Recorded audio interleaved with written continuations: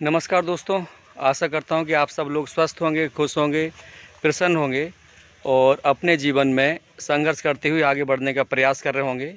जैसा कि बहुत सारे भाई बहन मेरे इस यूट्यूब चैनल पर पहली बार विजिट कर रहे होंगे, तो उनके लिए बता दूं कि मैं अपने इस चैनल पर पढ़ाई लिखाई से संबंधित, सरकारी नौकरी से संबंधित और मोटिवेशनल वीडियोज़ लाता रहता हूँ। और अभी मैं आया हुआ हूँ अपनी जो MPTET 2018 हुई थी, उसके बेस पर मेरी नियुक्ति माध्यमिक शिक्षक के पद पर हो गई है, जिसको CBSE में TGT भी बोला जाता है, TGT। तो TGT और वर्ग 2 माध्यमिक शिक्षक के पद पर हो गई है। सब्जेक्ट है मेरा विज्ञान, बायोलॉजी। और बहुत सारे भाई बहन पूछ रहे हैं, सर आपकी कैटेगरी कौन सी है, आपके क्या बोलते हैं अंक कितने हैं। तो दोस्तों, मेरे जो अंक हैं वो थे 113.84 और OBC में मेरी कम जो रैंक थी वो थी 98। कंसोलिडेटेड रैंक थी मेरी 348 और ट्राइबल विभाग में मेरी 19वीं वेटिंग थी। पहली लिस्ट में मेरी वेटिंग क्लियर नहीं हुई थी, अभी दूसरी वाली लिस्ट में मेरी वेटिंग क्लियर हुई है और इसमें मेरा जो चयन है वो जनरल कैटेगरी से ही हुआ है। और दोस्तों, इससे पहले वाला जो मैंने वीडियो बनाया था कि जब आप यहाँ पर आएँ तो जो कवर लेटर है, ठीक है, उसमें जो सीरियल है वो सीरियल आपको ध्यान रखना है, जॉइनिंग लेटर के अकॉर्डिंग ही आप बना के लेके आएँ। और एक भाई ने कमेंट किया था कि जो नियुक्ति हुई है ये रंजीत सर और उनकी टीम की वजह से हुई है। यस, मुझे यह बात स्वीकार करते हुए कभी कोई ऐतराज़ था ही नहीं कि आज जो पोस्ट हैं इसमें रंजीत सर और उनकी टीम का बहुत बड़ा योगदान है। और हम मतलब बायोलॉजी वालों के लिए, विज्ञान वालों के लिए जो केस है सुशील कुमार मेहरा जी का, उसकी वजह से भी ये पोस्ट बढ़ी हैं। इसमें कहीं से लेकर कहीं तक कोई डाउट मुझे नहीं लगता है, ठीक है। हो सकता है कि मैं गलत हूँ, लेकिन मुझे जो लगता है, देखो, रंजीत सर की वजह से हेल्प मिली है, रंजीत सर का एहसान कभी नहीं भूलना चाहिए। और चूँकि मैं सुशील सर से जुड़ा हुआ था और रंजीत सर दोनों से जुड़ा हुआ था, तो मैं तो जब 10 जनवरी 2019 को जब 50 पोस्ट आई थी ना, तब भी बहुत ज़्यादा होपलेस हो गया था। आपको पता होगा कि उसी समय MPPSC का पेपर भी था, तो बहुत ज़्यादा होपलेस था। लेकिन जब उस केस से जुड़ा तब जाके थोड़ी सी उम्मीद जागी थी। तो इसलिए मैं तो दोनों ही पर्सन्स को दिल से धन्यवाद देता हूं कि आप लोगों की वजह से ही आज हम यहाँ पर पहुँचे हैं और हमारी ज्वाइनिंग होने वाली है। ज्वाइनिंग होने वाली अर्थात हमने ज्वाइनिंग के जो डॉक्यूमेंट्स है वो जमा कर दिए हैं, कल हमें स्कूल अलॉट हो जाएगा। तो दोस्तों, बॉस और भी भाई बहनों का आया कि सर हमारा भी होगा। यस, आप लोगों का भी चयन ज़रूर होगा, बिल्कुल भी ना घबराएं। और जो नए भाई बहन हैं वो अपनी तैयारी करते रहें। और एक भाई ने कमेंट किया कि सर मैंने पहली बार वर्ग 3 का पेपर दिया था, इसलिए मैं अच्छी तरह परफॉर्म नहीं कर पाया। हालांकि उनके जो स्पेलिंग थी, प्लेटफॉर्म लिख दिया उन्होंने परफॉर्म की जगह। कोई बात नहीं, होता है जल्दी जल्दी में, तो कोई बात नहीं मेरे भाई।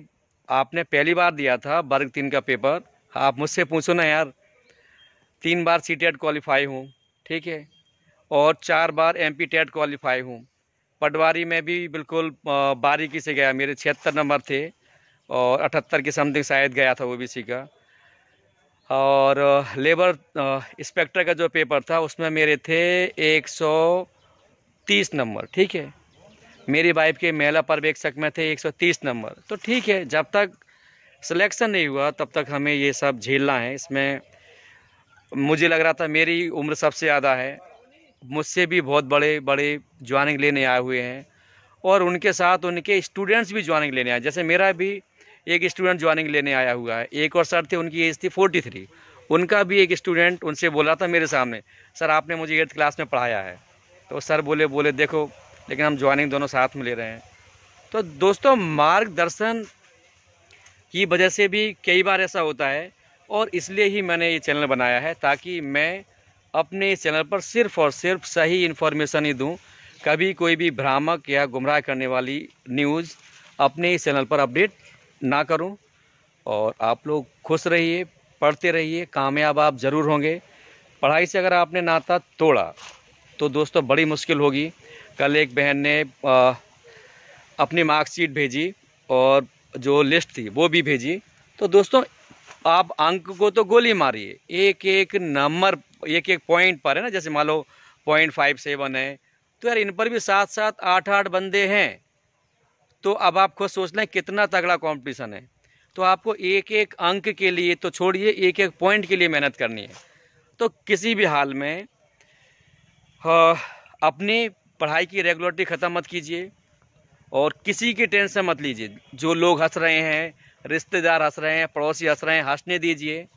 सब पर हंसते हैं, मुझ पर भी हंस रहे थे कल तक, अब सब शांत हैं, बधाइयाँ दे रहे हैं।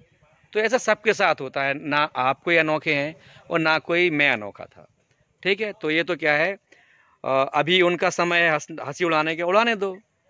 आपका भी समय आएगा, आपको कुछ बोलना भी नहीं पड़ेगा। इस बारे में मेरा सीधा सा कहना होता है कि मैं लोगों को जवाब लड़के नहीं देता, मैं लोगों को जवाब पढ़कर देता हूँ। तो आप भी पढ़ते रहिए, आपको कामयाब होने से कोई नहीं रोक सकता। और जो अतुल सर हैं, अतुल सर के बारे में जो वीडियो है एक मैं अलग से लेके आऊँगा कि उन्होंने कैसे हेल्प की। तो उन्होंने भी मेरी कैसे हेल्प की दोस्तों। जब मैं दिल्ली में पढ़ा रहा था तो हिंदी को लेके मैं चिंतित था। क्यों था? क्योंकि वहाँ मेरा साइंस था, साइंस पढ़ा रहा था और इंग्लिश पढ़ा रहा था। हिंदी का तो कोई कॉलम ही नहीं था। लेकिन जैसे मैंने बोला कि एक एक पॉइंट की ज़रूरत है, तो 30 नंबर में कैसे छोड़ सकता था। लेकिन एग्ज़ाम के ड्यूरेशन में भी उनका एक वीडियो आया कि हिंदी की पर बिल्कुल भी टेंशन ना लें, हिंदी बहुत इजी आ रही है और हिंदी में लगभग 25 नंबर तो नॉर्मली आ रहे हैं। और चूँकि मैं उनके वीडियोज़ देख के समझ चुका था कि ये इंसान सच बोलते हैं, फिर मैंने उस दिन से हिंदी पढ़ना बंद ही कर दिया। और आप यकीन मानिए मेरे हिंदी में आए थे 27 नंबर।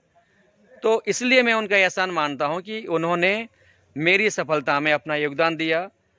और अदरवाइज़ ना मैं कभी अतुल कुमार शर्मा सर से मिला हूं, मिलने की इच्छा बिल्कुल है। ठीक है, तो दोस्तों खूब मेहनत कीजिए। और आपके लिए रंजीत सर ने भी बहुत मेहनत की है, हमारे लिए भी बहुत मेहनत की है, सुशील कुमार मेहरा सर ने भी बहुत मेहनत की है। और मैं देखो, मुझे भी उम्मीद नहीं थी। 25 तारीख को रंजीत सर गए, उनकी टीम गई भोपाल। उसके ऊपर भी मैंने वीडियो बनाया था कि रंजीत सर के समर्थन में आप लोग भोपाल आएँ। मैं अपनी परेशानी की वजह से नहीं आ पाया, उसके लिए मैं दिल से माफ़ी मांगूंगा। तो रंजीत सर और उनकी टीम को दिल से बधाई।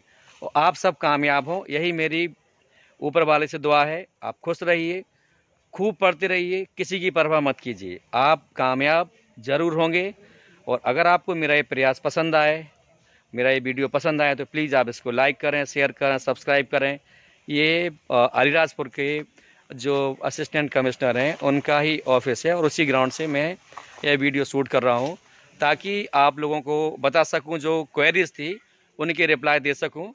तो फिर से बता दूँ कि मैं विज्ञान से हूँ, वर्ग 2 में मेरा चयन हुआ है और मेरे 113.84 अंक थे। और दोस्तों एक भाई शायद भावेश हैं, मुझे इतना कष्ट हुआ था, उनके अंक थे 114 और घट के उनके हो गए थे 112 कुछ। तो यार मैं साइंस का स्टूडेंट हूँ, मास्टर हूँ, लेकिन उनकी मार्कशीट देख के भी बार बार यही सिद्ध होता है कि किस्मत भी होती है। ठीक है, सो किस्मत आपके हाथ में नहीं है, ना मेरे हाथ में है, हमारे हाथ में सिर्फ कर्म। सो कर्म कीजिए, किस्मत वाले को किस्मत लिखने दीजिए। ठीक है दोस्तों, खूब खुश रहिए, अपने माँ बाप की सेवा करते रहिए और आगे हमेशा बढ़ते रहिए। माँ बाप की सेवा का भी इसलिए बोल रहा हूँ क्योंकि यार हाँ, साक्षात भगवान तो वही हैं। मंदिरों में घंटी बजाने से अच्छा है कि अपने माँ बाप के हाथ पैर दबाइए और उनकी उंगलियां चटकाइए, ताकि उनको रिलैक्स मिले और आपको आशीर्वाद मिले। आपको कामयाबी ज़रूर मिलेगी। जय हिंद, जय भारत, बेस्ट विशेज़।